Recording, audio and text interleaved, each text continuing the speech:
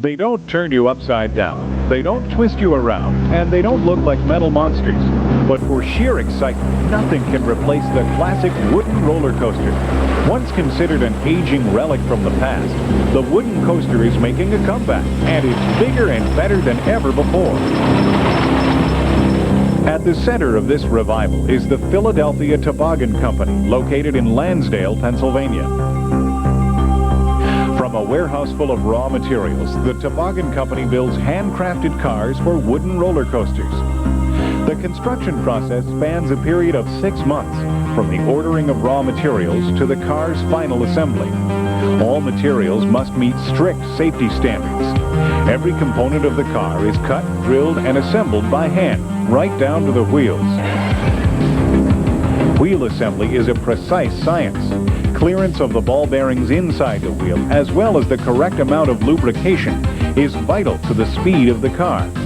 A roller coaster car's wheel is actually made up of 3 wheels on a U-shaped frame that control the car on the track.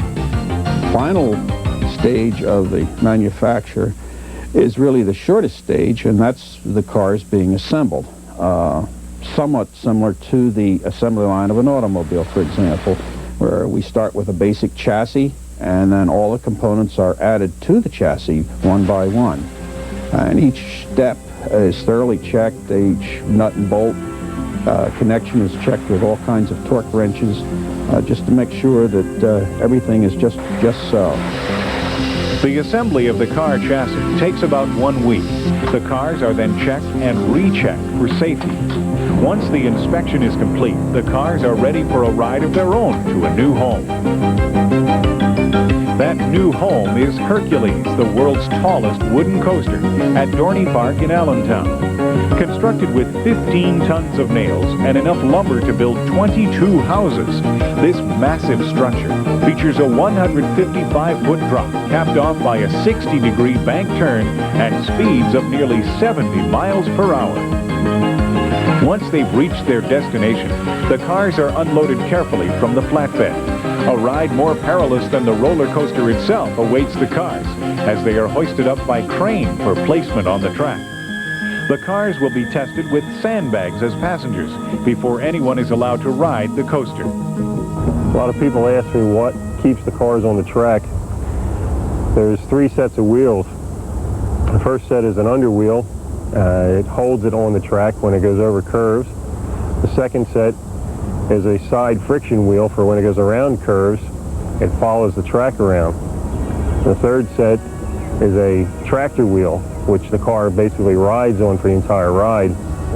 Another question we're always asked is, what's the noise as the car is going up the hill? That's the safety dogs locking into the safety ratchet. There's also a center dog that locks into the chain that pulls the cars up the hill. The ratchet angle and the safety dogs are there that if something happened to the chain, it would break or stop, the cars would lock into that and wouldn't go back into the station. There is, however, only one way to really appreciate the craftsmanship involved in the creation of a roller coaster car.